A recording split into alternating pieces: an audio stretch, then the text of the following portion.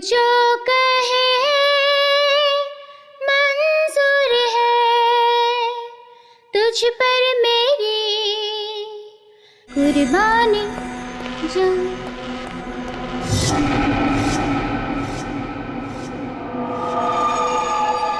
कौन है? कौन है? ओ गॉड, आज मेरे साथ हो क्या रहा है? आज मेरा खाने में मन क्यों नहीं लग रहा है? घर पर कोई नहीं है, फिर भी किसी की मौजूदगी महसूस हो रही है। कौन है? सामने आओ, सामने आओ।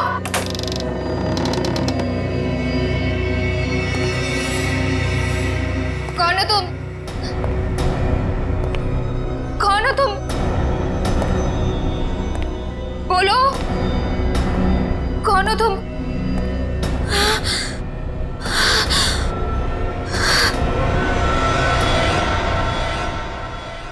भारतीय म्यूजिक इंडस्ट्री के लिए आज का दिन बहुत ही दुर्भाग्यपूर्ण है, क्योंकि मशहूर रॉक स्टार जेलसी अब हमारे बीच नहीं रही हैं। वो 28 साल की थी।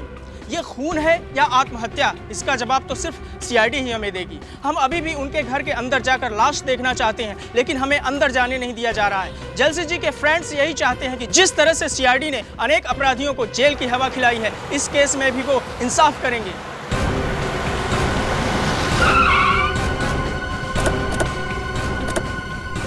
क्या करते हैं सर? आप लोग प्लीज हटिए, सामने से हट जाइए। प्लीज प्लीज आप लोग सामने हट जाइए, प्लीज प्लीज प्लीज। बाद में प्लीज। इनमें से किसी को भी अंदर आने मत देना। आप लोग वहीं पे रुकिए प्लीज। मेरा नाम रामू है, मैं यहाँ पे काम करता हूँ साहब। कैसे हुआ ये सब? पता नहीं साहब, कल रात को आया तो देखा मेम साहब बिल्कुल ठीक थे साहब, मगर आज सुबह देखा तो ये सब कहाँ है मैम साहब? वहाँ कमरे में साहब अंदर।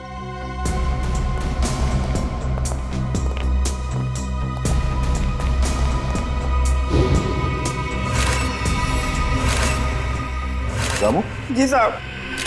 ये कैसे कपड़े पहन रखे हैं जेलसी ने? साहब मेम साहब रॉक स्टार थी, अच्छे अच्छे और तरह तरह के कपड़े पहनने का उन्हें बहुत शौक था, पर इस तरह के कपड़े मैंने कभी नहीं देखे मेम साहब के पास। लाश को किसी ने हाथ तो नहीं लगाया? नहीं साहब।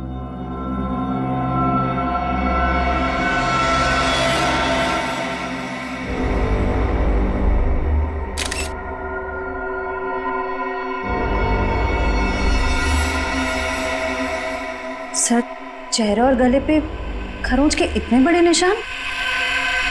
लगता मरने से पहले खूनी के साथ हाथापाई हुई थी जेलसी की। कमरे में सारा सामान भी बिखरा पड़ा है। लेकिन सर, ये निशान कोई इंसान तो नहीं बना सकता ना? निशान देख के लगता है कि जानवर के नाखून से बना है। शहर के बीचों बीच घर के अंदर कोई जानवर कैसे घुस सकता है? आसपास कोई जंगल भी नहीं है।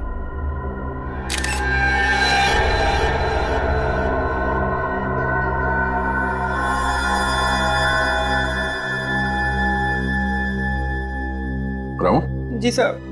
तुम्हारी मेम साहब गाने का रिहर्सल इसमें रिकॉर्ड करती थी? हाँ साहब। ओह, तब तो खूनी की आवाज स्टेप में रिकॉर्ड होगी। हेलो, क्या 3 और लाशें मिली हैं?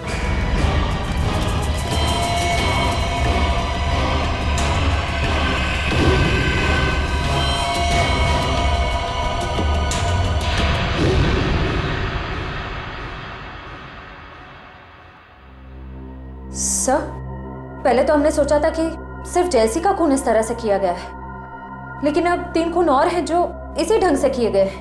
सर, इससे पहले जो 3 लाशें मिली हैं उनका आपस में कोई संबंध भी नहीं है सर। ये नहीं हो सकता निखिल, कोई ना कोई संबंध तो जरूर है आपस में।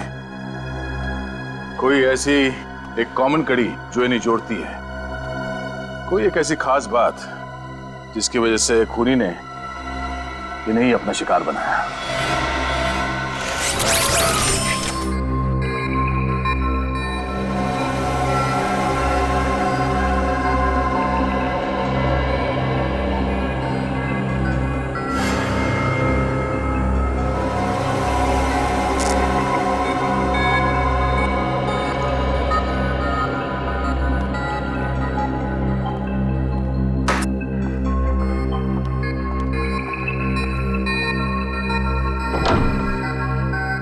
हेलो तारिका जी।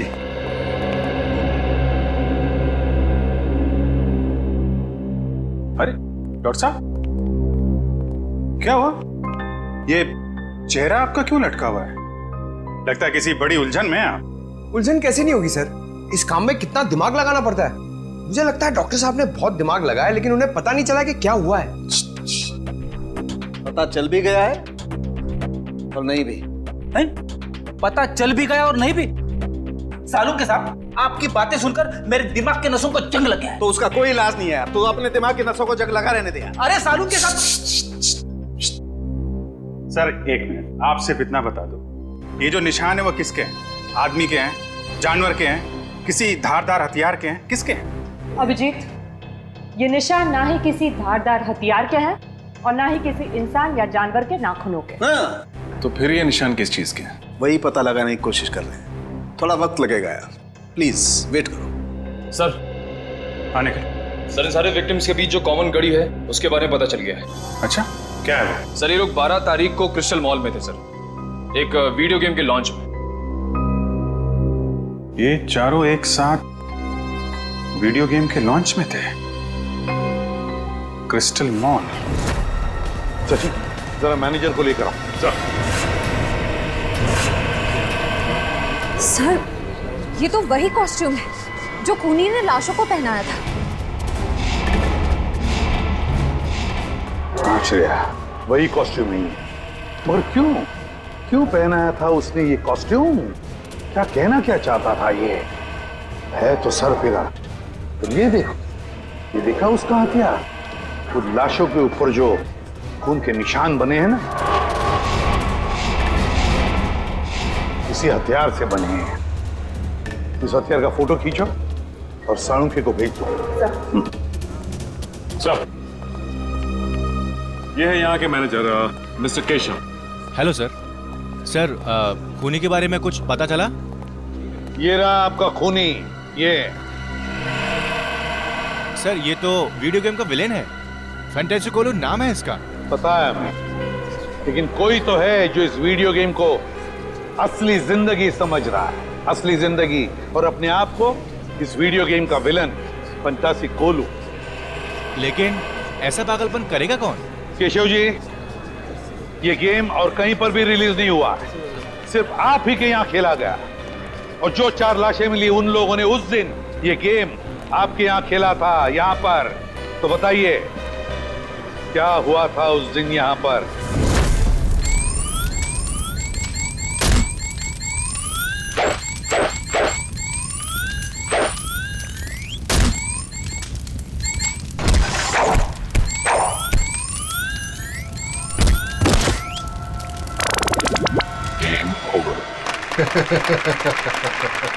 ये तो वीडियो गेम बनाने वाला खुद ही अपने विलन से हार गया। मुकेश जी, वीडियो गेम या फिल्में दोनों तभी चलती हैं जब विलन यानी कि बुरा आदमी हीरो से ज्यादा शक्तिशाली हो, है ना? चलिए अब हम फंक्शन शुरू करते हैं। लेडीज एंड जेंटलमैन, मुझे बहुत खुशी हो रही है कि मुकेश जी ने अपना नया वीडियो गेम जिसका नाम है the death of the ocean का प्रचार करने का हमें सुनहरा मौका दिया है। एक बार फिर से इनके लिए जोरदार तालियां।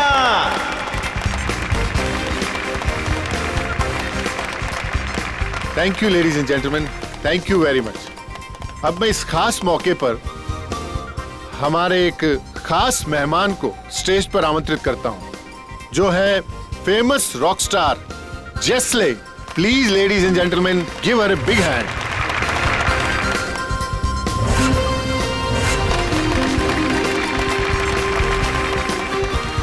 वेलकम जेस्ले, आपका बहुत बहुत स्वागत है हमारे इस फंक्शन पे। हम लोग सभी आपके गानों के बहुत बड़े फैन हैं। तो मैं इस मौके पर आपसे रिक्वेस्ट करना चाहूंगा कि आप इस गेम के बारे में अपने फैंस को 2 शब्द कहें। वीडियो गेम्स काफी हद तक हमारी असल जिंदगी की तरह होती है। जैसे हमारी असल जिंदगी में अच्छे और बुरे लोग होते हैं, वैसे ही वीडियो गेम की दुनिया में भी होते हैं। तो हमें इस गेम के जरिए अपने अंदर के विलन, क्या नाम है इसका? फैंटेसी कोलू। हाँ, हमें अपने अंदर के फैंटेसी कोलू को खत्म करना चाहिए। लेडीज एंड जेंटलमैन, अब ज्यादा वक्त ना गवाते हुए हम जेस्ले को उस मैदान पर लेकर चलते हैं जहां पर वो हमारे सबसे बड़े विलन फैंटासोकुलो से मुकाबला करेंगे।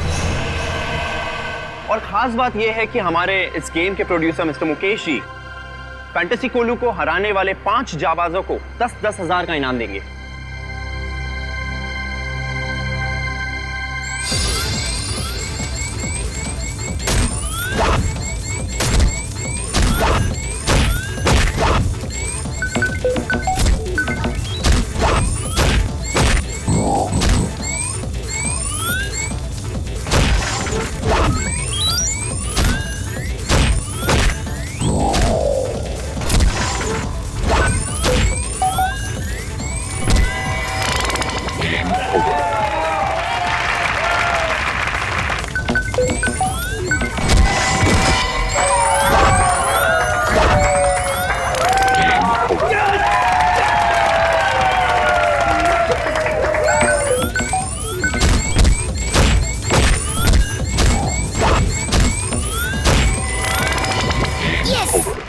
शगुन, Congratulations. Congratulations. Arpit, Congratulations. Congratulations. Ankush, Prakash and जलसी। Well done, man. Thank you so much. Congratulations. Thank you. खूनी एक और खून करने वाला है, उस 5वें आदमी का। हाँ केशव, 5 में से 4 लोगों की तो जाने जा चुकी है। ये 5वां जो बचा है उसका नाम और डिटेल चाहिए अभी जल्दी। Sure sir.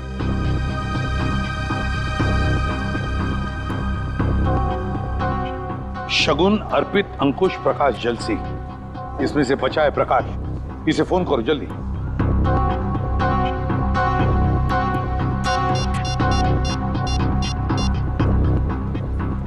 हेलो, हाँ प्रकाश। प्रकाश, मैं सीआईडी से इंस्पेक्टर सचिन बोल रहा हूँ। अच्छा ये बताओ कि इस वक्त तुम कहाँ हो? क्या बैंगलोर में? अच्छा ठीक है, यहाँ आते ही हमसे मिलो। नहीं ऐसी कोई बात नहीं, शायद तुम्हारी जान को खतरा है। ठीक है, तुम जैसे यहाँ पहुंचो हमें इन्फॉर्म करो, हम तुम्हारी सिक्योरिटी का बंदोबस्त कर देंगे। या ओके। चलिए, प्रकाश बैंगलोर में। प्रकाश बैंगलोर में? इसीलिए तो बच गया वो, क्योंकि इस वक्त शहर में नहीं है। सचिन, वीडियो गेम बनाने वालों को मिलना पड़ेगा, इनसे मिलना पड़ेगा, क्योंकि जिसने भी ये किया है कंपनी के अंदर वालों में से ही कोई है। सीआईडी? क्या बात है सर? बात तो बहुत सीरियस है। आप लोगों ने हाल ही में एक नई वीडियो गेम लॉन्च की है, क्या नाम है उसका? Sir, death of ocean. हाँ वही, डेथ ऑफ ओशन। इसका प्रमोशन आप लोगों ने क्रिस्टल मॉल में किया था ना, जहाँ पे 5 लोगों ने आपका ये गेम जीता था और उन्हें आप लोगों ने इनाम भी दिया था। तो उसमें क्या गलत बात है सर? जीतने वालों को इनाम देना तो अच्छी बात है ना। लेकिन उन्हें मौत के घाट उतार देना ये अच्छी बात नहीं है। हो सकता है ये आपकी मार्केटिंग स्ट्रेटजी का नया हिस्सा हो। ये क्या कह रहे हैं आप? वो लोग मर गए? मर नहीं गए, मार दिए गए। खून हुआ है उन सबका, और हमेशा कहा कि ये खून आप लोगों में से किसी ने किया है। सर, ये आप क्या कह रहे हैं? हम लोग भला ऐसा क्यों करेंगे? क्यों नहीं कर सकते? जिन 4 लोगों की मौत हुई है उन्होंने ऐसे ही कपड़े पहने हुए हैं,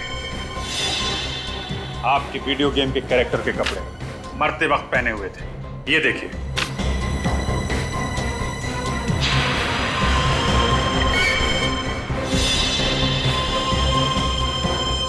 और अब जब ये खबर अखबार में छपेगी तो आपकी वीडियो गेम को पब्लिसिटी मिलेगी, ज्यादा ग्राहक आएंगे और आप ज्यादा पैसे कमाएंगे। क्यों सर? पर ये तो नेगेटिव पब्लिसिटी है ना, इससे तो हमारा बिजनेस ठप हो जाएगा। अरे आपने वो कहावत नहीं सुनी है क्या? Negative publicity is good publicity. कहीं आपने ये तो नहीं सोच लिया?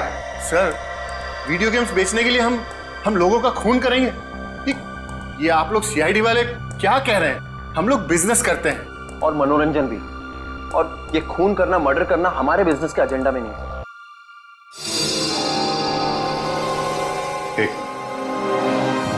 ये एक्सक्यूज मी, आपकी गर्दन पे क्या हुआ? यहाँ पे ये घाव कैसे? सर वो क्या है ना कि मेरी बीवी थोड़ा गुस्से वाली है सर, तो कल जरा नमक सब्जी में कम हो गया तो उसने हाथ उठा दिया मेरे ऊपर।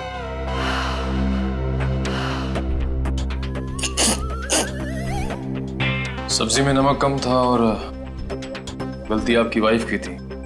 कमाल है, फिर सॉरी बोलने के बजाय आपको मारा पीटा। नहीं सर, गलती मेरी बीवी की नहीं थी, गलती तो मेरी थी सर। वो क्या है ना कि घर का सारा कामकाज मुझे करना पड़ता है, झाड़ू पोता बर्तन कपड़े, यहाँ तक कि सर मुझे टॉयलेट भी साफ करना पड़ता है।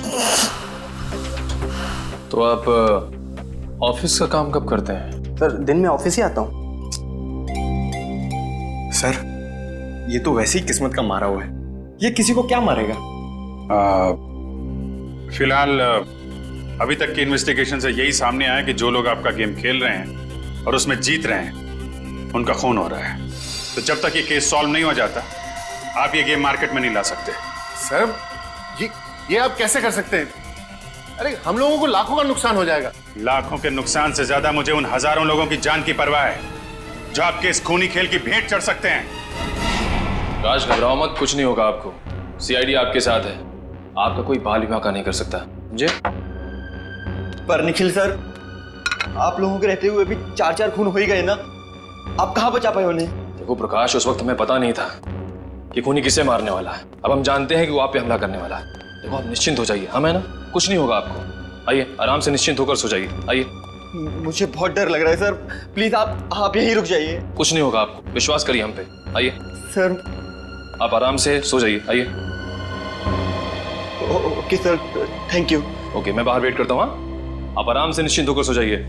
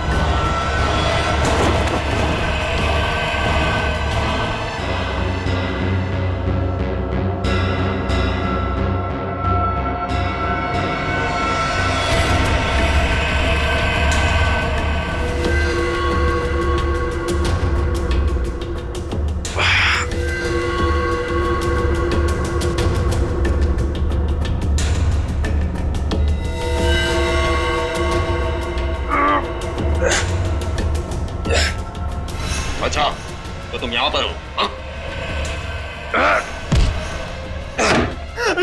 निखिल सर, मुझे बचा लो सर। बस, बहुत मासूमों के खून से खेल लिया तुमने, अब तुम्हारा खेल खत्म, समझे?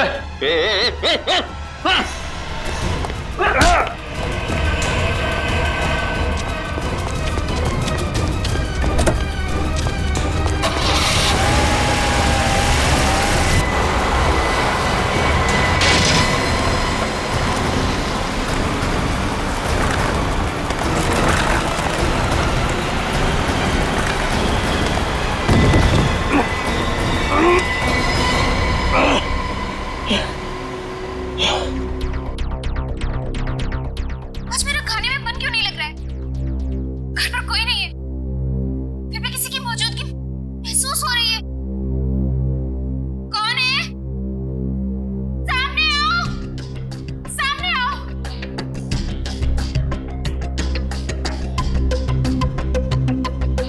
कौन है तुम? अंदर कैसे है? रामू! कहाँ से आए तुम? छोड़ दो मुझे। ये लगता है सर खूनी की आवाज है। हाँ अभिजीत, लगता है जलसी ने अपने आप को बचाने के लिए खूनी पर हमला किया और खूनी को चोट आ गई। सर समीर के ऑफिस में एक इंजीनियर था, इसके गर्दन पे चोट लगी थी। सर वही आदमी ना जिसको उसकी बीवी ने मारा था? बीवी ने नहीं मारा था उसे, जेलसी ने मारा था। अभिजीत, इससे पहले कि वो इंजीनियर अपना बोरिया बिस्तरा बांधकर यहाँ से भाग ले, दबोच लो उसे। सर सालुंके साहब ने बताया कि ये जितने भी खून हुए हैं वीडियो गेम के उसी हथियार से हुए हैं सर। हेलो, हाँ बोल रहा हूँ। रईस गेस्ट हाउस, ओके, या thank you very much. Sir, RT वालों का फोन था। कल रात निखिल पे हमला करने के बाद हमलावर जिस कार से भागा वो रेस गेस्ट हाउस के नाम पे रजिस्टर्ड है। रेस गेस्ट हाउस के नाम पे रजिस्टर्ड है। अब देखते हैं अभिजीत, ये खूनी कैसे भागता है।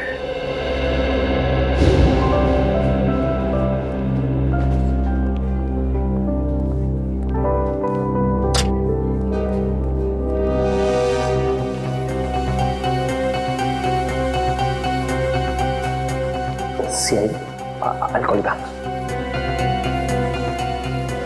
सर, आप लोग यहाँ फिर से? खूनी का कुछ पता चला? पता चल जाएगा। कहाँ है आपका वो इंजीनियर? कौन सा इंजीनियर सर? अरे यार, नाम नहीं याद आ रहा उसका।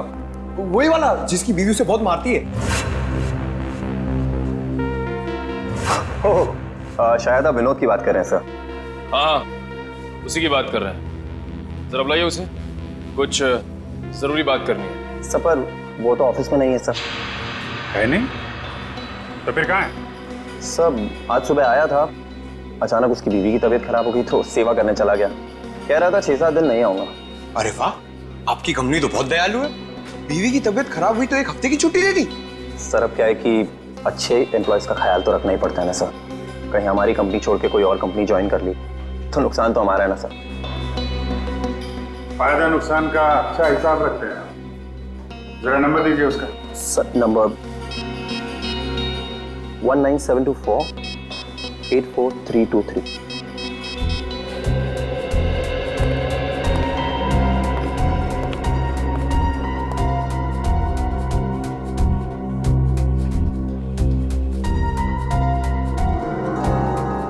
सर, नंबर बंद आ रहा है। ओह, लगता है बीवी के पैर दबा रहा होगा। एड्रेस दो उसका।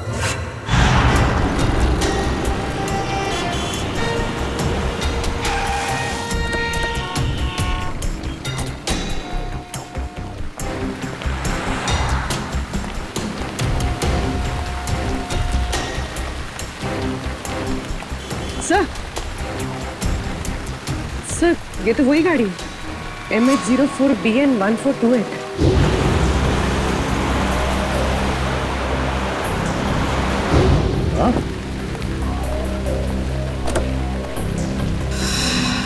गाड़ी खोला है? तुम एक काम करो, गाड़ी को अच्छी तरह से चेक करो, तब तक मैं अंदर जाके देखता हूँ। सर,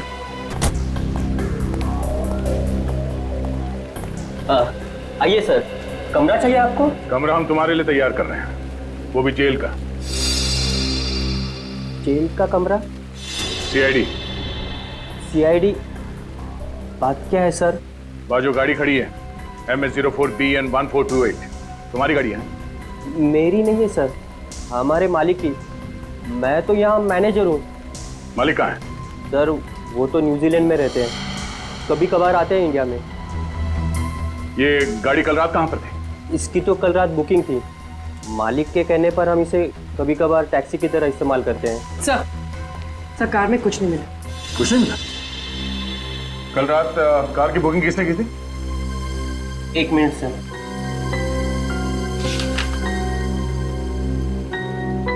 गिरीश ने। गिरीश? यहीं ठहरे हुए हैं, हमारे गेस्ट हाउस में। सर, ये विनोद घर पे भी नहीं है और इस विनोद के बच्चे का फोन ही बंद आ रहा है। अरे, तुम विनोद के बच्चे को क्यों फोन कर रहे हो? विनोद को करो ना। अरे यार पंकज, जरा 2 मिनट के लिए चुप रहो। हेलो, हाँ मैम, ओके, कहाँ पे? Thank you so much. Sir, phone company के हिसाब से विनोद के फोन का आखिरी लोकेशन कलानगर चौल में था। कलानगर चौल? ये वहां क्या कर रहा है? पंकज, गाड़ी घुमा लो।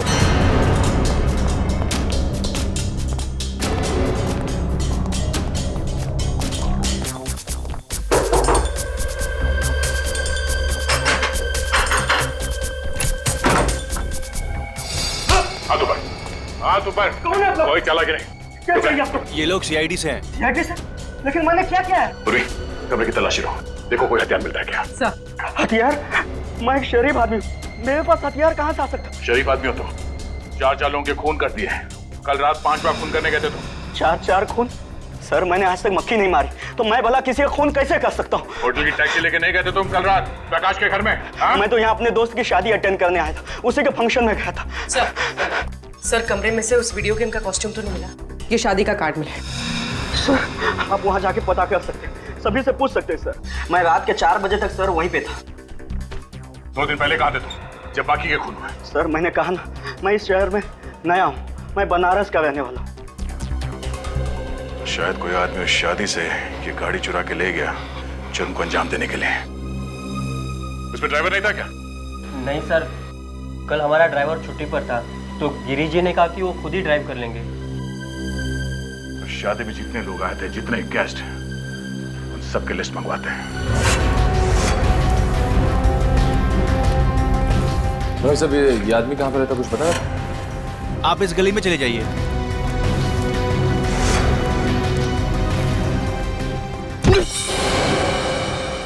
दीवार तुझे दिखाई नहीं देता क्या?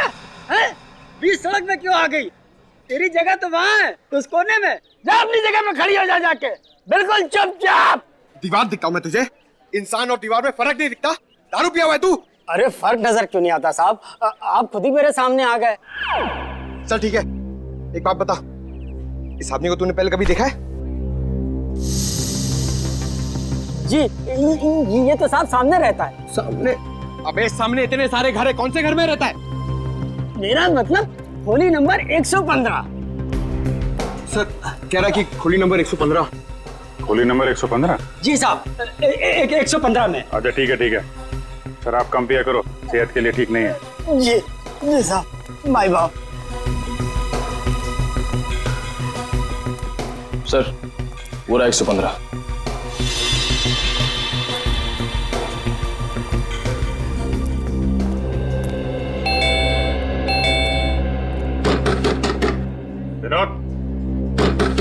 विनोद दरवाजा खोलो। क्या बात है साहब? ये विनोद यहीं पे रहता है? हाँ, वो मेरा किराएदार है। वो ज्यादातर घर के बाहर ही रहता है, कभी कभी आता है यहाँ। अच्छा तो आपका घर है ये? जी हाँ साहब। ये विनोद अभी घर के अंदर है? जी साहब, है वो अभी अंदर। ये दरवाजा नहीं खोल रहा है, तोड़ना पड़ेगा। अरे नहीं साहब, ऐसा तोड़ेंगे तो नुकसान हो जाएगा साहब। आपका नुकसान नहीं होगा, मामला बहुत सीरियस है, हमें दरवाजा तोड़ना पड़ेगा। माय गॉड, उतारो उसे।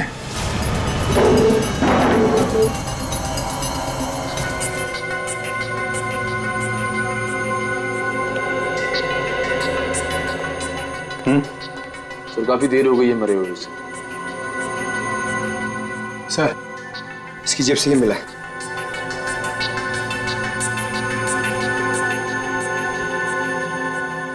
मैंने ही 4 खून किए,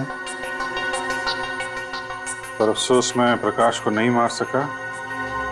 मेरी जिंदगी मैंने हमेशा एक वीडियो गेम की तरह जी है, और सीआईडी से हारने का अपमान मैं बर्दाश्त नहीं कर सकता, इसलिए खुद की जान ले रहा हूं। Game over. विनोद, तलाशी लो घर की। सर आप हमें? सर ये देखिए, गेम के कपड़े और हथियार।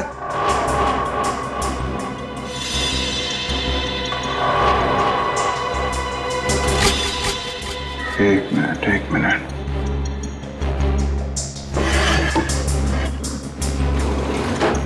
खिड़की खुली हुई है।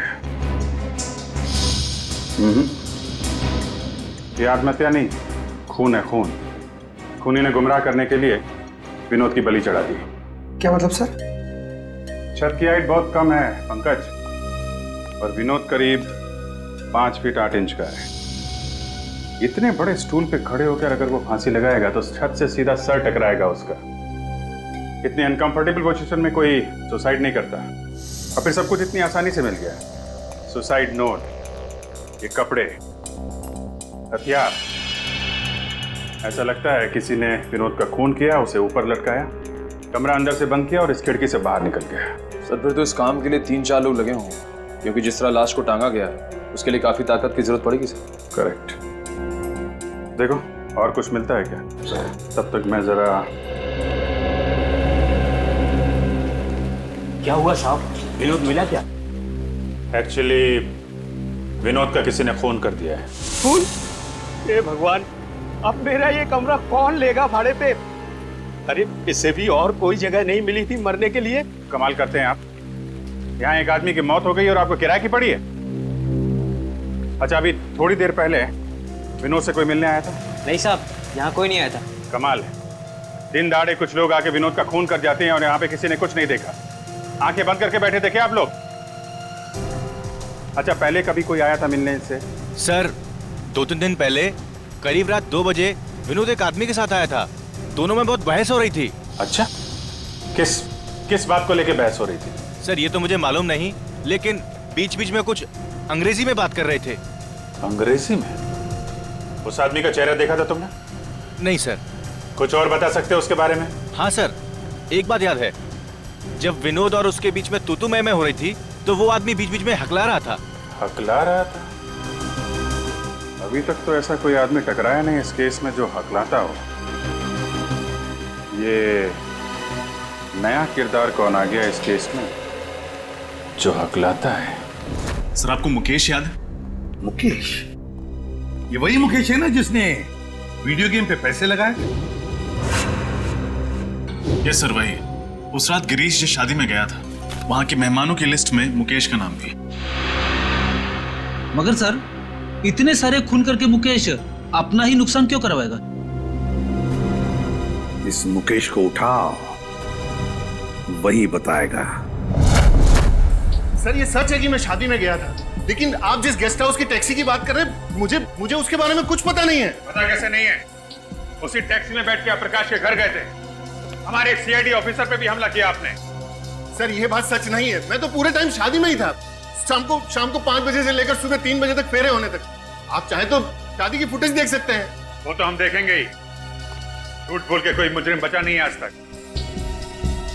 वैसे कभी हकलाने की कोई तकलीफ रही है आपको? हकलाने की? नहीं सर। ऐसा कोई आदमी आपके आसपास जो हकलाता हो? हाँ सर, एक इंसान है जो कभी कभी हकलाता है, या तो उसे बहुत ज्यादा गुस्सा आ जाता है तब, या फिर वो किसी बात को लेकर नर्वस हो जाता है तब। और है कौन वो?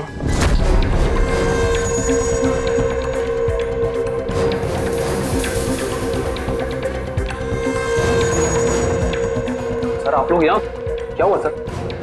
समीर कहाँ है? समीर सर तो अपने केबिन में होंगे, मगर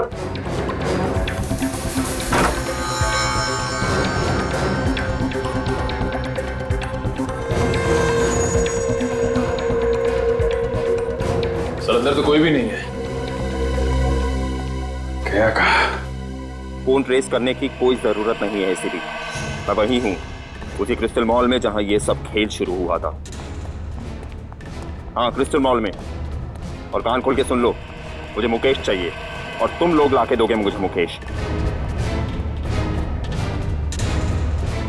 मेरे लिए ये है एसीपी, और इस गेम का फैंटेसी कोलू मैं हूं, समझा?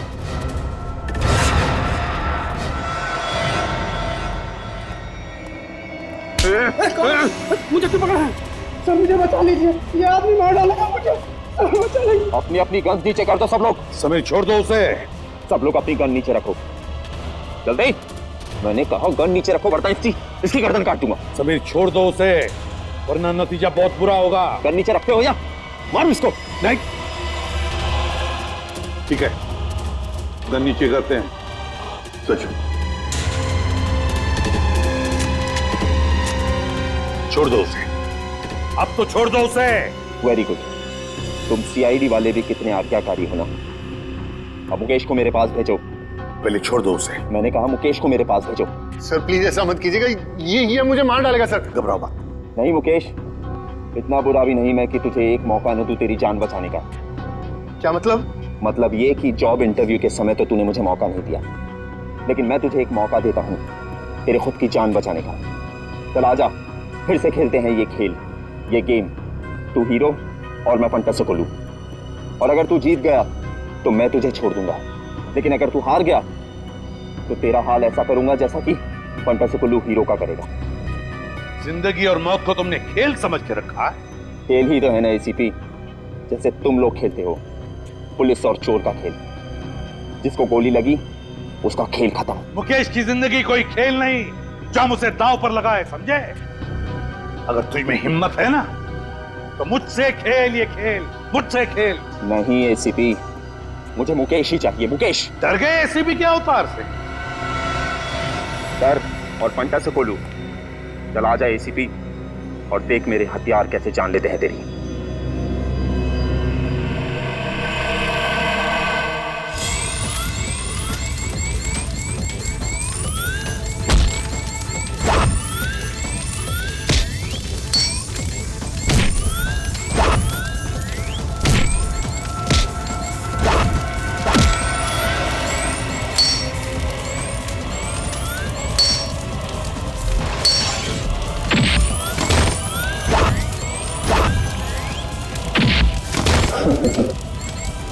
ये ले एसीपी,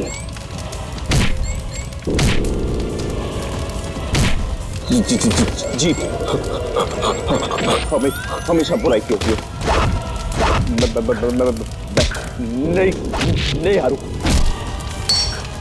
नहीं हारूंगा मैं।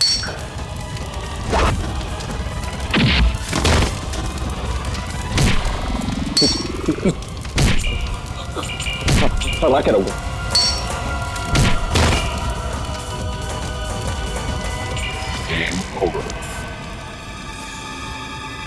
समीर, कहां तक भागोगे?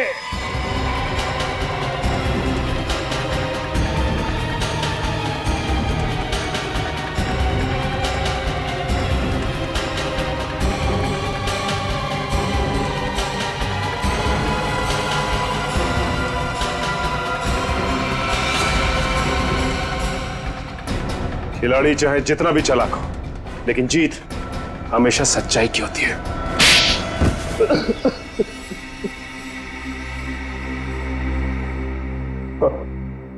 अगर जीत हमेशा अच्छाई की होती है तो मेरी जीत क्यों नहीं हुई? 7 साल पहले गया था मैं मुकेश के पास नौकरी के लिए। उसने मेरा इंटरव्यू तक नहीं किया। क्यों नहीं लिया? क्योंकि मैं कभी कभी हकलाता हूं, इसीलिए। तो मुकेश ने तुम्हें नौकरी नहीं दी, इसलिए तुमने उससे बदला लेने का इतना लंबा चौड़ा प्लान बनाया है? मुझे पैसों की सख्त जरूरत थी। मेरी माँ के इलाज के लिए पैसे भी नहीं मिले और नौकरी भी नहीं मिली, और मेरी माँ तड़प के मर गई, सब उस मुकेश की वजह से। और उसी दिन मैंने ठान लिया कि पहले मुकेश को रास्ते पर लाऊंगा और फिर उसकी जान लूंगा। समीर, माना कि तुम्हारे साथ जो कुछ भी हुआ गलत हुआ, लेकिन इसका मतलब ये नहीं कि तुम बदला लेने निकल पड़ो और अपने बदले की आग में मासूम लोगों की जानें लो। 4 लोगों की जानें ली है तुमने, 4 लोगों की जान। अब तुम्हें तो फांसी ही होगी, फांसी। रुक जा! रुक जा, नहीं तो मैं तुझे मार दूंगा। बचाओ मुझे! रुक जा, नहीं तो मैं तुझे मार दूंगा। नहीं! कोई है? बचाओ! मुझे बचाओ! रुक जा, नहीं तो मैं तुझे मार दूंगा। रुक जा! मुझे माफ कर दो। क्यों मारना चाहते हो मुझे? क्या बिगाड़ा है मैंने तुम्हारा? मैं तुझे क्यों मारना चाहता हूँ ये तुझे कभी भी नहीं पता चलेगा।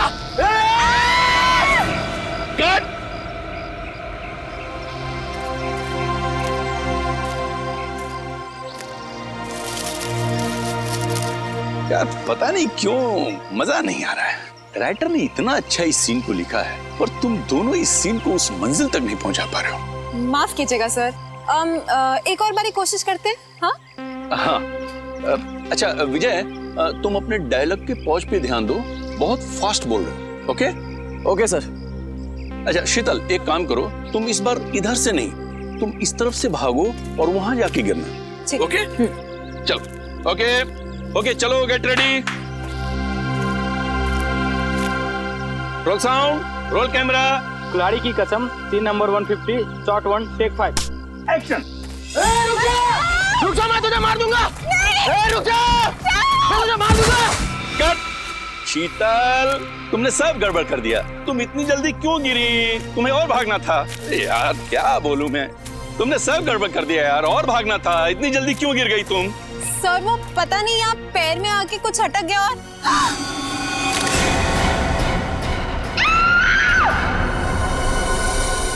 यार ये दया अभी तक आया नहीं। आजकल अपने पुराने दोस्तों को भूल गया वो। कैसे वक्त होगा सर, नए दोस्त बना लिए, लेके गए होंगे घुमाने के लिए कहीं। नए दोस्त मिल गए तो आदमी पुराने दोस्तों को भूल जाता है। क्या मतलब? मैं कुछ समझा नहीं सर। अच्छा समझा नहीं, समझते सब हो फ्रेडी। ना समझी का नाटक मत करो। दया सर की बहुत तरफदारी करते हो तुम। अच्छा वो मैं समझ गया सर। समझ गया ना? वाह मजा आ गया, बहुत दिनों के बाद इतनी बढ़िया कॉफी पीने को मिली है। अच्छा कॉफी अच्छी है? तो बिल पेमेंट कर देना यार।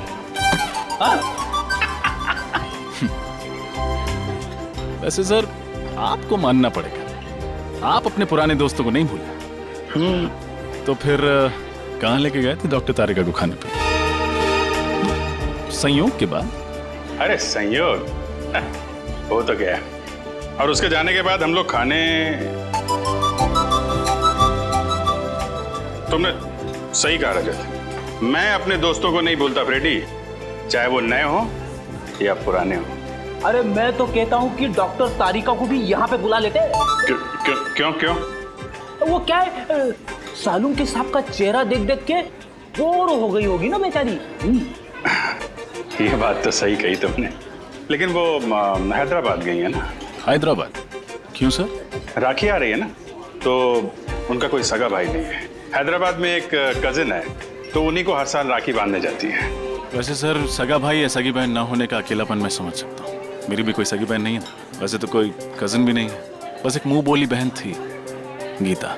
ठीक, मतलब आप कहाँ हैं? सर बचपन में मेरी पड़ोसी थी, हर राखी पर मुझे राखी बांधा करती थी। फिर स्कूल के बाद मुझे हायर स्टडीज के लिए बाहर जाना पड़ा। जब लौटा तो देखा कि गीता वहां से चली गई थी। सर तब से हर साल उसे राखी पर बहुत मिस करता हूँ। उम्मीद करता हूँ जहाँ भी होंगी बहुत खुश होंगी, और तुम्हें भी उतना याद करती होंगी जितना तुम उन्हें याद करते हो। आप चिंता मत करो, मैं भगवान से प्रार्थना करूंगा कि वो तुम दोनों को जल्द से जल्द मिला दे। इस बार की राखी आपके लिए खुशियां लेके आएगी।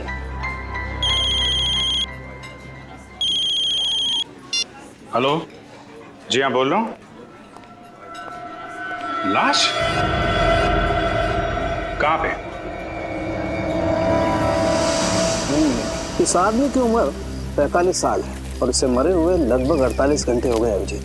2 दिन से लाश पड़ी हुई है। किसी जानवर ने मारा है क्या इसे? हो सकता है, देखो इसके शरीर का मांस जगह जगह से खा लिया गया है। सर मैंने सुना है कि इस इलाके में कभी कभी शेर चीते आ जाते हैं, लेकिन वो इंसान पर ऐसे ही हमला नहीं करते। तभी हमला करते हैं जब उन्हें उकसाया जाए या किसी तरह परेशान किया जाए। तो हो सकता है ये उनका शिकार करने के लिए यहाँ पे आया, खुद शिकार हो गया। देखो इसके पास से कुछ मिलता है, कोई आइडेंटिटी वगैरह? Yes sir.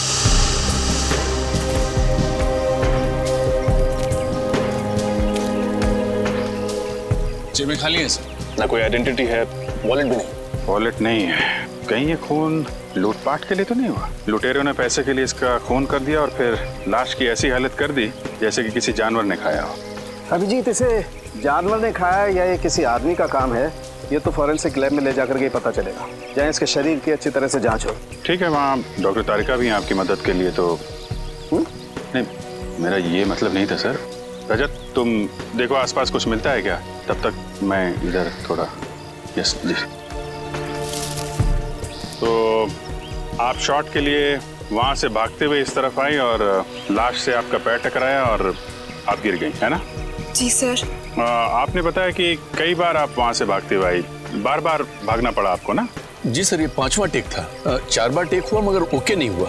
तो 4 बार जब आप भाग के आई तो आपको ये लाश नहीं दिखाई पड़ी? सर वो मुझे सर ने पहले उस तरफ से भागने को बोला था और बाद में फिर इस तरफ भागने को बोला, तो आखिरी टेक में मेरे भागने की दिशा ही अलग करती थी। आपने बोला? जी सर, मैंने कहा था मगर मुझे नहीं पता था कि यहाँ पे लाश पड़ी है। कितने दिन से शूटिंग कर रहे हैं आप लोग यहाँ पे? सर जंगल में आज पहला और आखिरी दिन है। फिल्म का क्लाइमेक्स शूट कर रहे थे हम लोग, और पता नहीं आज कुछ काम हो पाएगा कि नहीं। यहाँ पे एक लाश पड़ी हुई है इस हालत में और आप फिल्म में अटके हुए हैं। सर ये ब्रेसलेट मिला है सर, वहां झाड़ियों में पड़ा हुआ था। लड़की का लगता है। आपका ब्रेसलेट है ये? नहीं सर। ये ब्रेसलेट कोई पहचानता है? जी नहीं सर। सर हो सकता है ये ब्रेसलेट उस लुटेरे के हाथ से गिर गया हो। ये भी हो सकता है कि लूटने वाला कोई लड़की हो। अरे डॉक्टर तारिका, आप कब आई हैदराबाद से? बस अभी आई, करीब 1 घंटे पहले। और आते ही सीधा लैब? क्या डॉक्टर साहब, इनको आराम करने दिया होता, आप काम करा रहे हैं? अरे यार गलती हो गई, मुझे तो लगा अभिजीत तारिका को तुम लैब में देख करके खुश हो गए यार। चलो भेज देते। तारिका तुम जाओ यार, आराम करो। नहीं आ गई हैं तो रहने दीजिए। बड़ी खुशी हुई जान के कि आपको मेरी खुशी की कितनी फिक्र है। वैसे लाश के बारे में भी कुछ बता देते तो खुशी बढ़ जाती। हाँ बढ़ाते हैं तुम्हारी खुशी। अभिजीत इस आदमी की मौत जानवर के खाने से ही हुई। तो ये खून नहीं है? नहीं है, खून ही है, क्योंकि इस खून के पीछे इंसानी दिमाग है। पर सर अभी अभी आपने कहा कि इनकी मौत किसी जंगली जानवर के खाने की वजह से हुई, पर इनकी मौत के पीछे दिमाग किसी इंसान का है। कुछ समझ में नहीं आया सर। मैं समझाता हूँ। देखो श्रेया, बात ऐसी है कि जहाँ जहाँ पर इस लाश को जानवरों ने खाया है, काटा है, वहाँ वहाँ पर इसे हेमरेजिक स्टेनिंग हो गई है। Haemorrhagic staining? इसका मतलब जब वो जानवर इसे खा रहे थे उस वक्त ये जिंदा था। मगर तारिका, आमतौर पे तो जानवर इंसान को पहले मार के फिर उसके बाद खाता है, लेकिन इस केस में ऐसा नहीं हुआ। क्यों? क्योंकि इस केस में खूनी ने बहुत लंबी प्लानिंग की थी सचिन। पहले तो उसने कैरोल बेनेट नाम का ड्रग दिया इसे, जिसे इसे लकवा मार गया और उसकी चलने फिरने की क्षमता बिल्कुल खत्म हो गई। और फिर खूनी इसे बेसहारा ऐसे ही छोड़ गया जंगल में, जंगली जानवरों के लिए। और जाते जाते खूनी ने इसकी कलाई भी काट डाली। कलाई में से खून बहने लगा और खून की गंध सूंघकर जंगली जानवर आ गए इसे खाने के लिए। बड़ी बेरहमी से खून किया गया ऐसा इसका। एक इंसान दूसरे इंसान के साथ ऐसा कैसे कर सकता है? मुजरिम इंसान कहाँ होता है सचिन, उनका दिमाग तो जानवरों से भी ज्यादा बदतर होता है, तभी तो इतने घिनौने काम करते हैं वो लोग। सर ये तो पता चल गया कि इसकी मौत कैसे हुई। कुछ और सुराग मिले जिससे कि इसकी पहचान हो सके और खूनी तक पहुंचा जा सके? खूनी का ब्लड ग्रुप AB पॉजिटिव है। AB positive? लाश के ऊपर से कोई दूसरा खून भी मिला क्या आपको? हाँ विजय, जब खूनी इसकी कलाई काट रहा था शायद उसकी उंगली भी कट गई होगी, इसीलिए खूनी का खून इसके कपड़ों पर आ गया। और कुछ पता चल सकता है? हाँ, इस आदमी की पहचान तक पहुंचने के लिए हमारे पास 2 और सुराग है। एक तो कागज का छोटा सा टुकड़ा जो हमें इसकी जेब के एक कोने से मिला, लेकिन उसमें क्या लिखा है ये अभी तक साफ नहीं हो पाया। तो फिर हम ये कैसे पता करेंगे कि उस कागज पर क्या लिखा हुआ था? हाँ करेंगे, पता करेंगे। उस कागज को बहुत ध्यान से, बहुत अच्छी तरह से साफ करना पड़ेगा और फिर जो अक्षर मिट गए उन्हें अच्छी तरह से दोबारा उभारना पड़ेगा। और वो दूसरा सुराग? हाल ही में इस आदमी ने अपने बाएं घुटने की नी रिप्लेसमेंट सर्जरी करवाई थी। Knee replacement surgery? हाँ, और इसका कद करीब 5 फीट 8 इंच है। 5 फुट 8 इंच और उम्र 45 साल के करीब। फिर तो सभी हॉस्पिटलों से पता करते हैं कहाँ पे इस आदमी ने अपनी नी रिप्लेसमेंट की सर्जरी कराई है, पता चल जाएगा कि ये आदमी है कौन।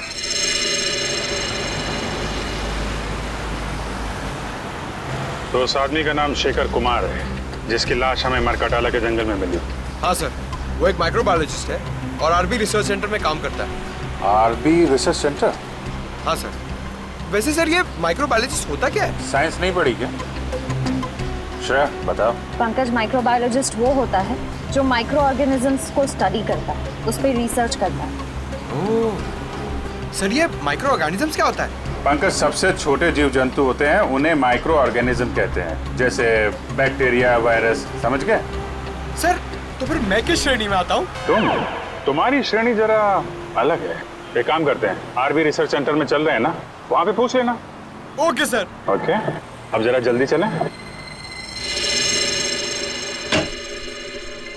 आइए सर। सर मैं इस रिसर्च सेंटर का हेड हूँ, प्रकाश, और ये लैब असिस्टेंट रंजीत, ये प्रिया। और आप? मैं गीता, शेखर की पत्नी। शेखर की पत्नी? लेकिन हमें तो बताया गया था कि शेखर अकेले रहते हैं, उनका कोई आगे पीछे है ही नहीं। दरअसल सर कुछ समय से इनकी आपसी अनबन चल रही थी, लेकिन फिर भी सर दोनों में बहुत प्यार था। इनफैक्ट शेखर जी के लापता होने की रिपोर्ट गीता जी ने लिखवाई थी। सर जब आपने शेखर के बारे में मुझे बताया तो मैंने ही गीता को यहाँ बुलवा लिया। गीता जी, आपका दर्द हम समझते हैं। आप यकीन मानिए, शेखर के खूनी को हम जल्द से जल्द पकड़ लेंगे। प्लीज उसे छोड़िएगा मत। क्या आप सबको किसी पर शक है? शेखर का कोई दुश्मन या? नहीं, शेखर सबके साथ मिलजुल कर काम करता था। आखिरी बार आपने शेखर को कब देखा था? कब मिले थे आप लोग? सर शुक्रवार शाम को करीब 7 बजे वो यहाँ से गया था और ये कहकर गया था कि कल 9 बजे आ जाऊंगा सुबह, लेकिन वो आया नहीं सर। कभी मरकटाला के जंगल का जिक्र किया था उसने बातचीत के दौरान? मरकटाला के जंगल? नहीं सर, कभी नहीं। जब शुक्रवार को शेखर यहाँ पर आए थे तो उनका बिहेवियर कैसा था? कुछ घबराए हुए थे, परेशान थे? नहीं सर, ऐसा तो कुछ नहीं था, रोज की तरह ठीक ठाक ही थे। गीता जी, आप शेखर से आखिरी बार कब मिली थी? सर मैं तो बहुत वक्त से उनसे नहीं मिली हूँ। ठीक है, आप लोग थोड़ा कोऑपरेट कीजिए और हमें अपना नाम और ब्लड ग्रुप लिखवा दीजिए। Blood group? वो क्यों सर? कुछ नहीं है, फॉर्मेलिटी है बस। Pankaj. Ranjeet, blood group O positive. Prakash, B+। Priya, B positive. Geeta, AB positive. Sir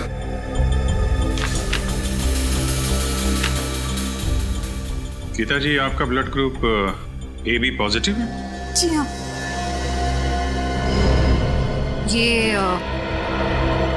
ये ब्रेसलेट आपका है? हाँ, लेकिन ये आपको कहाँ से मिला? मैं तो इसे कब से ढूंढ रही हूँ। ये हमें शेखर की लाश के पास से मिला है। गीता जी, आजकल ऐसी बहुत सी केसेस आती है हमारे सामने। कभी कोई प्रेमी अपने प्रेमिका को मारता है तो कभी पत्नियां अपने पति का खून करती है। एक साथ 7 जन्मों का साथ निभाने का वादा लेते हैं, लेकिन समझ में नहीं आता एक जन्म तक वादा नहीं निभाते हैं। क्यों? बस खून कर डालते हैं एक दूसरे का। सर मैंने किसी का खून नहीं किया, मैंने शेखर को नहीं मारा। हंसती खेलती जिंदगी थी हमारी और अचानक हम अलग हो गए। लेकिन इसका मतलब ये नहीं कि मैं शेखर से इतनी नफरत करती थी कि मैं उनका खून कर दूं। लेकिन सारे सबूत आपकी तरफ इशारा कर रहे हैं गीता जी, और ये मत सोचिएगा कि आपके आंसुओं से हमारा दिल पिघल जाएगा। अगर आपको लगता है कि खूनी मैं हूं तो चढ़ा दीजिए फांसी। सर मैं वो गीता?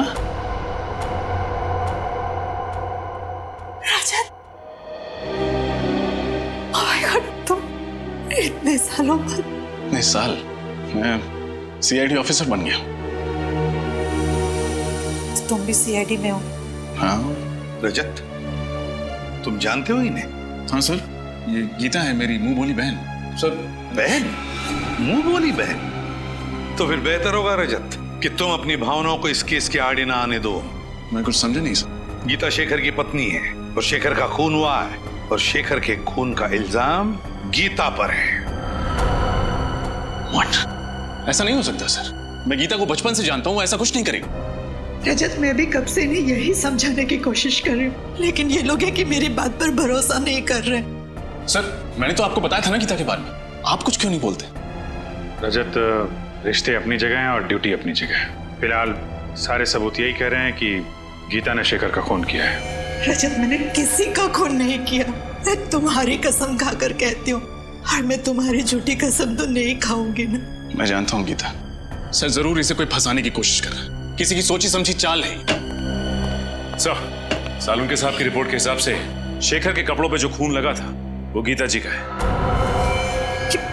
ये कैसे हो सकता है? सिर्फ इतना ही नहीं गीता जी, आपके जूतों पे जो मिट्टी लगी थी वो भी मरकटाला के जंगलों की है, जहां से शेखर की लाश मिली थी हमें। लेकिन सर मैं तो कभी उन जंगलों में गई नहीं। अगर मरकटाला जंगल में गई नहीं तो फिर वो मिट्टी कहां से आई आपकी जूतों पर? और आपका खून AB पॉजिटिव जो एक रेयर ब्लड ग्रुप है, वो खून कहां से आया शेखर के कपड़ों पर? सर पिछले हफ्ते मैंने रक्तदान किया था, हो सकता है ना कि गड़बड़ वहीं से हुई हो। रक्तदान कहाँ किया था ये रक्तदान? ZN के हॉस्पिटल। सर मुझे पूरा यकीन है कि किसी ने गीता का ब्लड वहां से चुराया होगा और शेखर के कपड़ों पर डाल दिया होगा। और वो जूतों पर लगी हुई मिट्टी वो भी किसी और ने लगा दी क्यों? और वो ब्रेसलेट जो शेखर की लाश के पास से मिला वो भी किसी ने डाल दिया। एक बात समझ में नहीं आती रजत, कि अगर कोई गीता को फंसाना चाहता है तो इतनी लंबी प्लानिंग क्यों करेगा? गीता तुम्हारा कोई दुश्मन है जो तुम्हें फंसाना चाहता हो? नहीं भैया, मेरी जहन में तो ऐसा कोई नहीं है। सर हो सकता है शेखर का कोई दुश्मन हो जो उसका खून करके इल्जाम लगाना चाहता हो गीता पर, लेकिन मैं ऐसा होने नहीं दूंगा। मैं उस खूनी को पकड़ के ही रहूंगा। गीता अगर तुम बेगुनाह हो तो तुम पर आज भी नहीं आने दूंगा मैं। ये एक भाई का वादा है अपनी बहन से।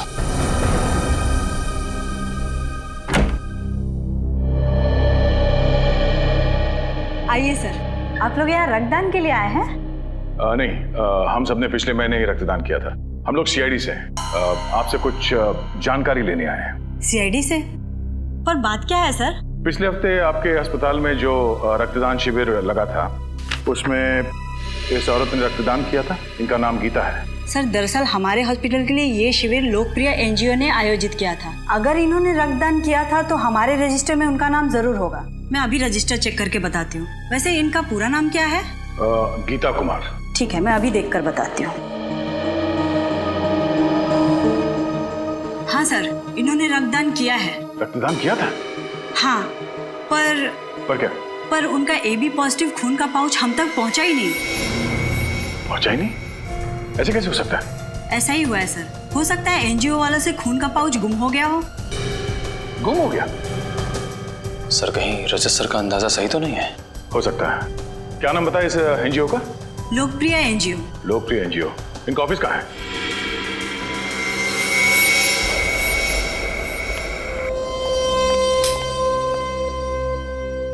आपको लगता है सर शेखर के घर से हमें उनके खूनी का कोई सुराग मिलेगा? ये तो घर की तलाशी लेने के बाद ही पता चलेगा। एक काम करो, तुम वहां देखो, मैं यहाँ देखता हूँ। सर ये देखिए, शेखर जी की रिसर्च लैब, उनकी काम करने की जगह। देखो कुछ मिलता है क्या?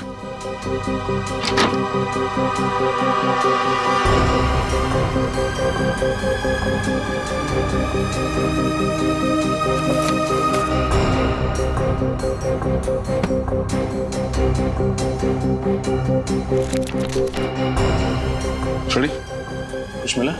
अभी तक तो नहीं सर। घर से ना ही कोई सामान चोरी हुआ है, ना ही हाथापाई के कोई निशान है। इसका मतलब शेखर को घर से नहीं कहीं और से अगवा किया गया। फिर तो सर हमें उस जगह पे सुराग ढूंढना पड़ेगा जहां से शेखर को अगवा किया गया था। मगर सवाल ये उठता है कि उन्हें अगवा किया तो किया कहां से? एक सेकंड, तुम्हारे सवाल का जवाब ये देगा। ये तो कैमरा है। एक वायरलेस स्पाई कैम। इसका मतलब शेखर जी पे कोई जासूसी कर रहा था। वही होगा, वो खूनी।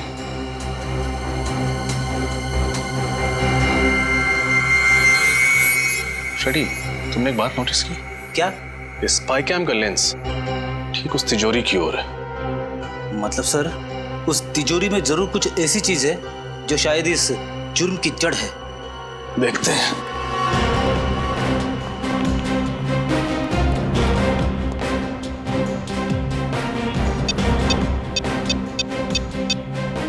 इलेक्ट्रॉनिक पासवर्ड है। इसे खोलेंगे कैसे? ये तो किसी एक्सपर्ट से खुलवाना पड़ेगा और साथ ही ये भी पता लगवाना पड़ेगा कि ये स्पाई कैम किसने खरीदा और कहां से।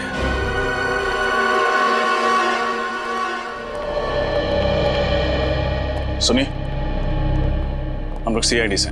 CID से? क्या क्या बात है सर? ये कैमरा आप ही की दुकान से खरीदा गया था। दिखाइए सर। XLK 457D6। हाँ सर, आप लोग ठीक कह रहे हैं, ये कैमरा तो अभी मैंने ही बेचा था, करीब 10 दिन पहले। आपको याद है किसको बेचा था आपने? वैसे हर ग्राहक की सूरत पहचानना नामुमकिन है, लेकिन उस आदमी को मैं भला कैसे भूल सकता हूँ। क्यों भाई, ऐसी क्या खास बात थी उसमें? अरे बड़ा बदतमीज आदमी था, गाली देकर बात कर रहा था। आपको गाली दे रहा था? मुझे गाली देता तो धक्के मारकर बाहर ना कर देता दुकान से। वो जिससे फोन पे बात कर रहा था उसे गाली दे रहा था। अच्छा, फोन पे और क्या बात कर रहा था, कुछ सुना आपने? सर वो किसी जगह के बारे में बात कर रहा था। हाँ याद आया, विलास नगर। वो किसी से कह रहा था फोन पे कि विलास नगर आकर मुझसे मिलो। विलास नगर? अच्छा, उसने पैसे चेक से दिए थे या नगद? नगद दिए थे सर। चेहरा याद है उसका? थोड़ा थोड़ा सर। उसका नाम पता वगैरह लिया तो होगा ना तुमने? नहीं सर, नाम पता तो नहीं लिया। क्यों नहीं लिया तुमने? मालूम है ना तुम्हें, ऐसे कैमरे खरीदने वालों की डिटेल्स लेनी पड़ती है। सर मगर मैं जल्दबाजी में। ठीक है, आइंदा ख्याल रखना। फिलहाल ब्यूरो चलिए और उसका स्केच बनवाइए। Okay sir.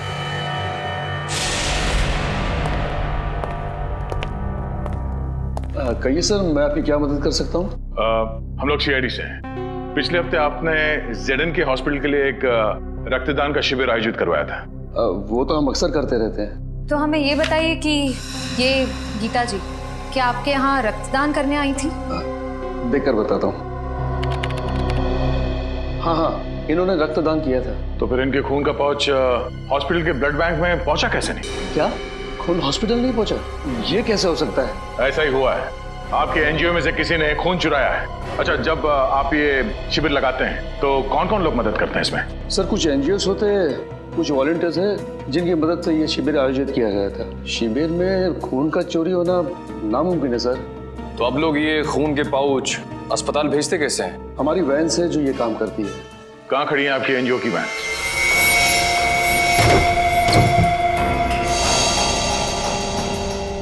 ध्यान से देखो, कुछ ना कुछ जरूर मिलेगा यहाँ।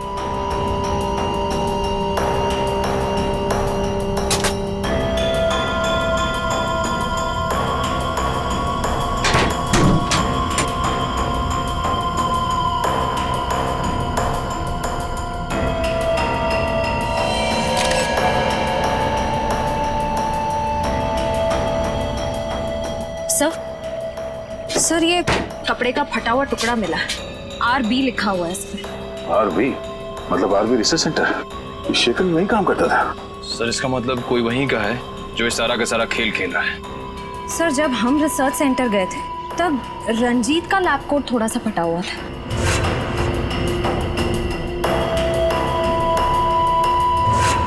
कहीं सबके पीछे उसी का हाथ तो नहीं? रंजीत?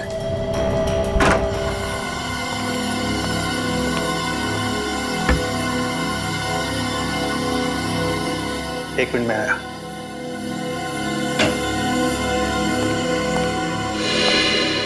आप लोग सर, खूनी मिल गया क्या? हाँ मिल गया, रंजीत नाम है उसका, और अगले 10 सेकंड में ये हाथ उसके गाल पे छपेगा। ये आप क्या कह रहे हैं सर?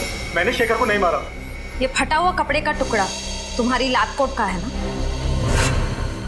हाँ, तो इससे क्या साबित होता है? ये कपड़ा हमें एनजीओ की वैन से मिली थी और उसी ब्लड डोनेशन कैंप में तुम वॉलंटियर भी बने थे। हाँ, मैं बना था। समाज सेवा करना तो अच्छी बात है ना सर? समाज सेवा की आड़ में गुनाह करते हो। गुनाह? हाँ, पहले तुमने गीता का खून चुराया और फिर हमें गुमराह करने के लिए वहां शेखर की लाश के पास डाल दिया और वहां पे वो ब्रेसलेट फेंक दिया। क्यों? ये आप क्या कह रहे हैं सर? शेखर मेरे भाई जैसा था, मैं भला उसे क्यों मारूंगा सर? हमने तुम्हारी पूरी कुंडली निकाल ली है। शेखर को पता चल गया था कि तुम इस रिसर्च सेंटर से दवाइयां चुराते थे, कालाबाजारी करते थे उनकी, और उन्हें ऊंचे दाम में बेचते थे दूसरे हॉस्पिटल्स में। और जब शेखर ने तुम्हें धमकी दी जो सबके सामने तुम्हारे काले कारनामे की पोल खोल देगा, तो तुमने उसे ऊपर पहुंचा दिया। सर ये बात सही है कि मैंने रिसर्च सेंटर के साथ धोखा किया है, लेकिन खून जैसा बड़ा और गंभीर अपराध करने की तो मैं सोच भी नहीं सकता सर। अच्छा, शुक्रवार रात कहाँ थे तुम? शुक्रवार की रात को मैं दिल्ली में था सर, अपने दोस्त की शादी की शॉपिंग करने के लिए। शॉपिंग करने के लिए कहाँ गए थे तुम? Sir Valentine boutique. Valentine's boutique?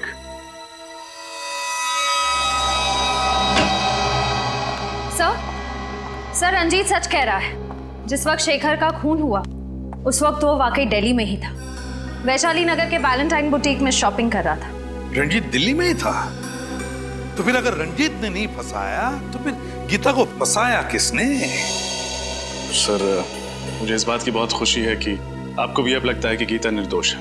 Ranjit, जब तक असली मुजरिम पकड़ में नहीं आता मैं हर किसी को शक की नजर से ही देखता हूँ। सर उस कैमरे की दुकान वाले ने स्केच बनवा दिया सर। बड़ा चटा हुआ बदमाश लगता है ये। कंप्यूटर में चेक किया? हाँ सर, मैच करा के देखा लेकिन मैच नहीं हुआ। पर लगता है कोई नया खिलाड़ी है सर। सर शायद ये सिर्फ कोई मोहरा ही है जिसे असली खूनी ने पैसे दिए होंगे शेखर के घर में कैमरा फिट करने के लिए। सर। हाँ अभिजीत, तिजोरी खुल गई? हाँ सर, तिजोरी भी खुल गई और उसके अंदर का खजाने का भी पता चल गया। सर ऐसा क्या था उस तिजोरी में? शेखर के रिसर्च पेपर। सर शेखर एक बहुत ही खतरनाक बीमारी मोंडी लुबिटियस पे रिसर्च कर रहा था। ये वायरस से होती है। शेखर ने इस बीमारी का इलाज ढूंढ निकाला। मोंडी लुबिटियस, इस बीमारी का नाम सुना है सर, इसका तो दुनिया में कोई इलाज नहीं था।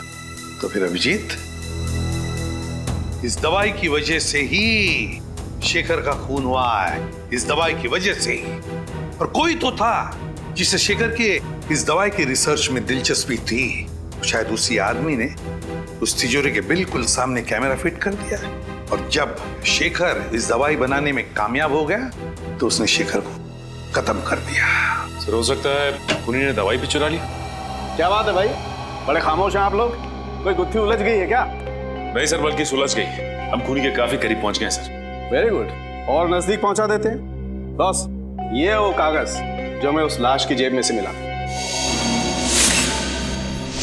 HOLAT। HOLAD?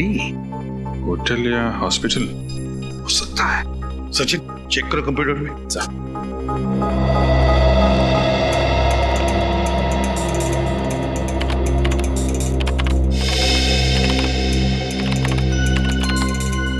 ये देखिए सर, शायद ये होटल ग्लैड सर्कल है। होटल ग्लैड सर्कल ही है। होटल ग्लैड सर्कल विलासनगर में है। उस कैमरे की दुकान वाले ने कहा था कि उसने इस आदमी को फोन पर विलासनगर का जिक्र करते सुना था। तो फिर अभिजीत, पता लगाओ इस होटल ग्लैड सर्कल में हुआ क्या था। Vilasnagar, hotel glad circle. आज मेरी वाइफ का उपवास है, मैंने खाना नहीं खाया। तो ये बात मुझे क्यों बता रहे हो? अरे वो रेस्टोरेंट में आए ना, इसीलिए भूख लग गई। घर में भाभी भूखी है और तुम्हें खाना खाना है, घर जाके खाना। जी कहिए। आप यहाँ के मैनेजर हैं? जी हाँ, मैं ही हूँ, कहिए। हम लोग CID से। अरे CID वाले हमारे यहाँ खाने पे आए हैं, ये तो हमारे होटल वालों के लिए बड़े सौभाग्य की बात है। नहीं, एक्चुअली हम लोग यहाँ खाना खाने नहीं आए, एक केस की तहकीकात के सिलसिले में आए हैं। अब जरा ये फोटो देखिए। ये आदमी 2 दिन पहले आपके यहाँ खाना खाने आया था क्या? सर यहाँ तो पता नहीं कितने लोग आते जाते रहते, अब ये कैसे पता लगेगा कौन आया और कौन गया? इस CCTV कैमरा के जरिए उसका फुटेज देख सकते हैं? जी सर, आइए।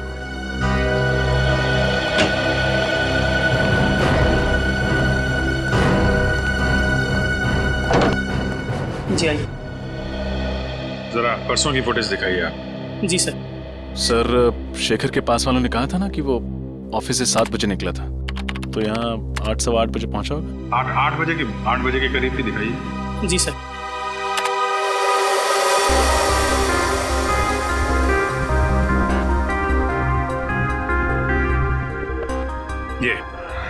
ये आया शेखर 8:12 पे।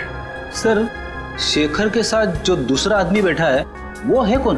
उसकी शक्ल तो दिख नहीं रही है। थोड़ा फॉरवर्ड करो, शायद इधर उधर देखे तो शक्ल दिखाई पड़ जाए। जी सर।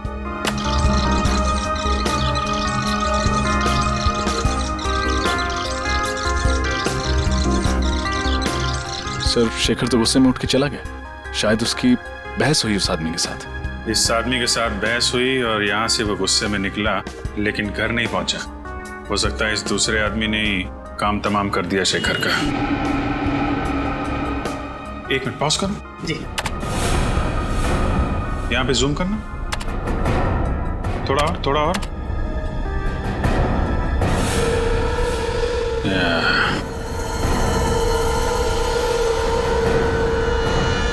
देखा रजत?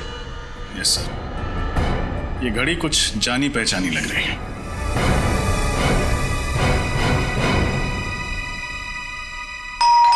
कौन है इस वक्त? आ रहा। जी कहिए। हम लोग CID से। प्रकाश जी अगर पे साहब तो बाहर जाने वाले और जल्दी में भी है। आप लोग आई एम सॉरी, लगता है हम लोग गलत वक्त पर आ गए। आप शायद कहीं बाहर जाने वाले थे। जी तुम अंदर जाओ। जी कई दिनों से मैंने कोई फिल्म नहीं देखी थी, तो एक अच्छी सी फिल्म लगी, मैंने सोचा देखा था। अरे वाह प्रकाश जी, आपके एक माइक्रोबायोलॉजिस्ट की मौत हो चुकी है और आप फिल्म देखने जा रहे हैं। देखिए सर, शेखर की मौत का गम मुझे भी है, लेकिन इसका मतलब ये नहीं कि मैं अपनी जिंदगी जीना छोड़ दूं। ये बात तो है। वैसे आपको थिएटर जाने की जरूरत नहीं पड़ेगी, हम आपको फिल्म दिखाएंगे। फिल्म? फिल्म का नाम है शेखर की मौत। शेखर की मौत? जी हाँ, और फिल्म का हीरो है शेखर, जो मारा जाता है। और मारने वाले का नाम यानी कि विलेन का नाम है प्रकाश, यानी आप।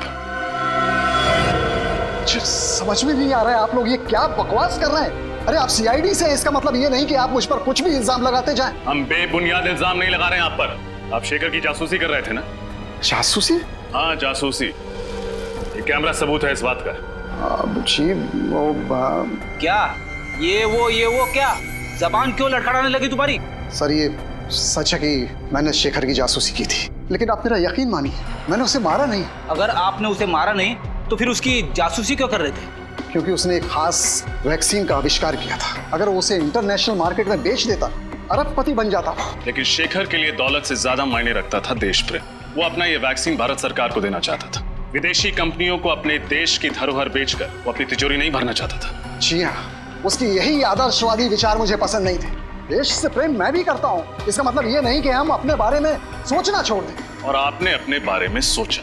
आपने पहले शेखर की जासूसी की, फिर उसका फॉर्मूला हथियाया, और जब आपका काम हो गया तो आपने उससे अपने रास्ते से हटा दिया। आप ये कैसी बातें कर रहे हैं? शेखर मेरा दोस्त था, मैं उसे क्यों मारूंगा? क्योंकि आप उसका फॉर्मूला हथियाना चाहते थे। उससे समझौता करने के लिए आपने उसे होटल ग्लैड सर्कल में बुलाया, लेकिन जब उसने आपकी बात नहीं मानी तो आपने उसे खत्म कर दिया।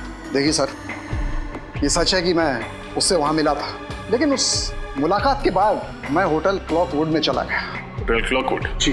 क्या करने गए थे आप? सर ऐसे ही ड्रिंक्स लेने। Soft drinks? सर मैं वहाँ शराब पीने गया था, मुझे ज्यादा चढ़ गई थी तो मैंने सोचा कि क्यों ना होटल में चेक इन कर लूं। मैं वहीं रुक गया, रात भर वहीं था। कहानियां तो नहीं बना रहे हो? देखिए सर, मुझे जो कुछ पता था मैंने आपको सच सच बता दिया है। इसके बाद भी अगर आपको यकीन नहीं होता है तो आप होटल क्लॉकवुड में फोन कर लीजिए। फोन करेंगे, आपको पता चल जाएगा कि मैं रात को वहाँ था या नहीं था। That's it. बिल्कुल पता करेंगे। आपके पास होटल का नंबर है? जी है। दीजिए। ये लीजिए सर। होटल क्लॉकवुड, सीनियर इंस्पेक्टर रजत, सीआईडी से। अच्छा, 3 दिन पहले आपके यहाँ प्रकाश जी ठहरने आए थे? हाँ वही, आरबी रिसर्च सेंटर के हेड आए थे। ठीक है, थैंक यू। मतलब प्रकाश जी सच बोल रहे? पूरा सच नहीं बोल रहे। क्या मतलब? मतलब ये कि अभी भी हमसे कुछ छुपा रहे हैं। मैंने आपको सब कुछ बता दिया सर। लेकिन आपने ये नहीं बताया कि शेखर के घर में ये कैमरा किसने फिट किया था? सर ये कैमरा गुल्लू की मदद से फिट किया था। गुल्लू? जी। कौन गुल्लू? जी वो चोरी के इल्जाम में 2 हफ्ते से जेल में है। सर लगता है इनकी कहानियां खत्म नहीं होने वाली है। एक काम करते हैं, इनको ब्यूरो ले जाते हैं, वहीं सुनेंगे इनकी कहानियां। सर, ये प्रकाश बिल्कुल सच कह रहा है सर। गुल्लू 2 हफ्ते से जेल में ही है।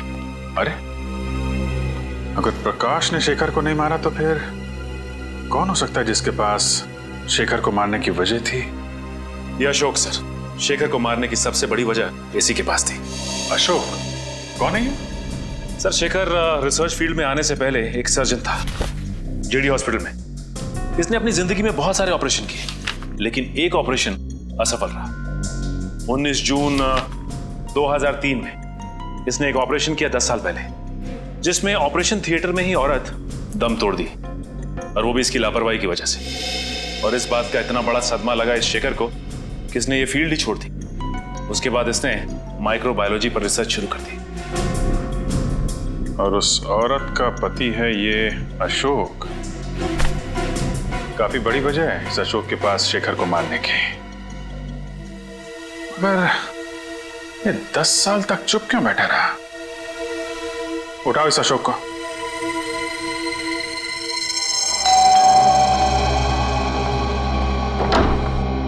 जी कहिए। जी हम लोग सीआईडी से। अशोक जी हैं घर पर? आप अशोक जी से मिलने आए हैं? हाँ, मगर आप ये किस लिए पूछ रही है? नहीं, बस थोड़ी सी हैरानी हुई। ज्यादातर उनसे कोई मिलने नहीं आता, इसलिए। अच्छा, खैर हम उनसे मिलना चाहेंगे। आइए।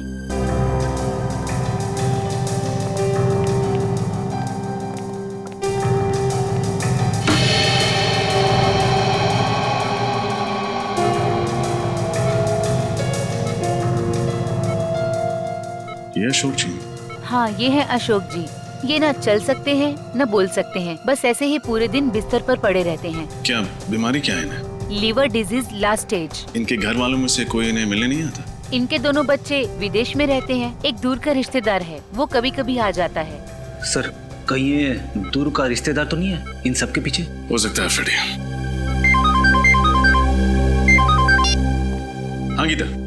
भैया मुझे बचा लीजिए, कोई मुझे मारना चाहता है। मारना चाहता है? कौन मारना चाहता है? तुम फिक्र मत करो, मैं भी वहां आता हूँ। कहाँ तुम? मॉल के पास। कौन से मॉल के पास? आप जिस नंबर को डायल कर रहे हैं वो इस समय स्विच ऑफ है। Mobile switch off. फ्रेडी जल्दी चलो। कैसे पता चलेगा सर? गीता जी ने कौन से मॉल के पास से फोन किया था? शहर में तो 30-40 मॉल है। अभी पता चल जाएगा फ्रेडी। गीता का मोबाइल नंबर स्टार में फीड करो, देखो क्या लोकेशन बताता है।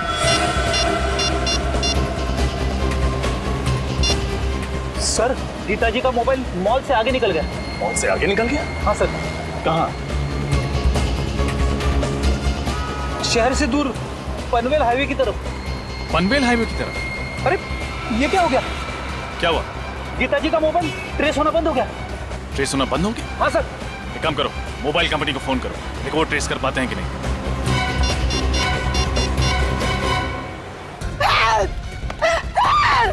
बचाओ! बचाओ! कोई है! बचाओ! कोई है! बचाओ! बचाओ! बचाओ! कोई है! कोई है! कोई है! हेल्प! हेल्प! कोई है! बचाओ! कौन हो तुम? और क्यों मेरा पीछा कर रहे हो? क्यों मारना चाहते हो मुझे? तुम भी उसी वजह से मरोगी जिस वजह से मैंने शेखर को मारा था। तुम लड़की हो, शेखर को क्यों मारा तुमने?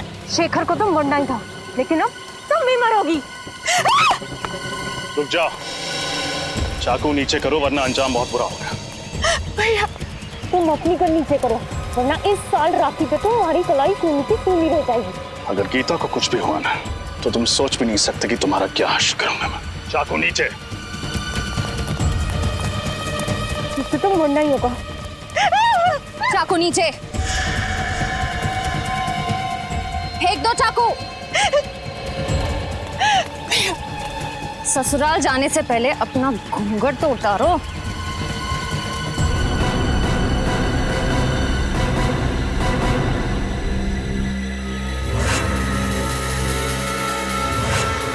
प्रिया, तुम?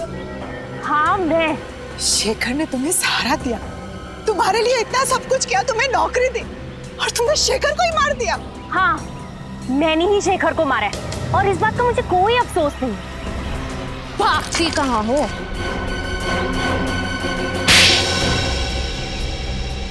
बोलो, क्यों किया तुमने ये सब? मैंने जो भी कुछ किया अपनी माँ की मौत का बदला लेने के लिए किया। माँ की मौत का बदला? मैं सिर्फ 10 साल की थी जब ऑपरेशन थिएटर में मेरी माँ ने तड़प तड़प के अपना दम तोड़ दिया, सब उस शेखर की वजह से। ओह, तो तुम अशोक की बेटी हो? हाँ। शेखर 2 दिन से सोए नहीं थे, वो ऑपरेशन करने की हालत में भी नहीं थे। मैंने उन्हें बहुत समझाने की कोशिश की, लेकिन उन्होंने मेरी एक नहीं सुनी, और इस बात के लिए मैंने उन्हें कभी माफ नहीं किया। अरे तो फिर आपने ये बात हमें पहले क्यों नहीं बताई? इस बात का कभी जिक्र ही नहीं हुआ कि मैं आप लोगों को बताऊं। मेरी माँ के गुजरने के बाद मेरे पिताजी ये सदमा बर्दाश्त नहीं कर पाए। अब ना तो वो चल फिर सकते हैं और ना ही कुछ बोल सकते हैं। इसलिए तुमने शेखर का खून कर दिया और गीता को फंसाने के लिए उस एनजीओ वैन से उसका ब्लड पाउच चुराया और शेखर के कपड़ों पे डाल दिया। गीता का ब्रेसलेट भी तुमने उसकी लाश के पास छोड़ दिया। इतना ही नहीं, गीता के जूतों में जो मिट्टी मिली वो भी तुमने ही लगाई थी। और रंजीत को फंसाने के लिए उसके कोट के कपड़े का टुकड़ा वहाँ एनजीओ वैन में छोड़ दिया, क्यों? हाँ, मैंने सब कुछ किया। माना कि तुम्हारे साथ जो हुआ वो बहुत बुरा हुआ, लेकिन एक गलती की सजा एक और गलती नहीं होती। तुम्हारी माँ को कितनी तकलीफ हो रही होगी ये सोच के कि उनकी वजह से उनकी अपनी बेटी एक खूनी बन गई। तुम्हें एक बार भी अपने बीमार पिता के बारे में नहीं सोचा? अगर अदालत तुम्हें फांसी देती है तो उनकी देखभाल कौन करेगा? बदले की भावना में अंधी हो गई थी। शेखर का खून किया तुमने और तुम्हें सजा तो होकर रहेगी। Thank you so much. अगर आज आप लोग सब नहीं होते तो या तो मैं जेल में होती या जिंदा ही नहीं होती। ऐसा कुछ भी नहीं होता। मुझे पूरा यकीन था कि तुम बेगुनाह हो, और सीआईडी के रहते हुए कभी किसी बेगुनाह को सजा हो ही नहीं सकती। ये बात तो है। अरे भाई रजत, इतने दिनों बाद तुम्हारी बहन तुम्हें मिलने आई है, तो कुछ मिठाई विठाई नहीं खिलाओगे? खाओगे, खिलाओगे कुछ भी? लेकिन अगर आप लोगों को एतराज ना हो तो मैं पहले अपने भाई को राखी बांधूं। अरे इसमें ऐतराज की क्या बात है? भाई की कलाई पर राखी बांधना तो हर बहन का अधिकार है। प्लीज। और राखी बंधवाने के बाद अपनी जेब खाली करना हर भाई का अधिकार है।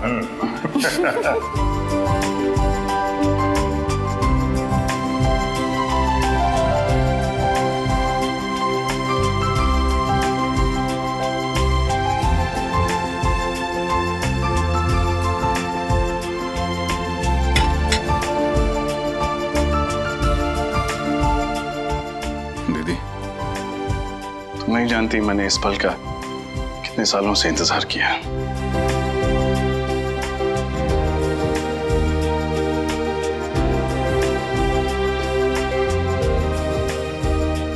हमेशा खुश रहो, हंसती रहो। तुम्हारी जिंदगी सिर्फ खुशियों से भर जाए।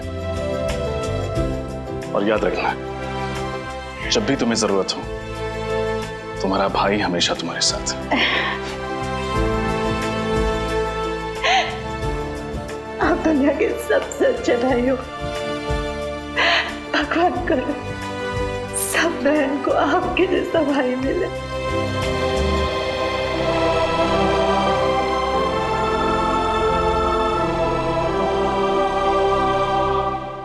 सीआईडी के और भी मजेदार और सस्पेंस से जुड़े एपिसोड्स को देखने के लिए हमारे चैनल को सब्सक्राइब करें और बेल आइकॉन दबाना ना भूलें।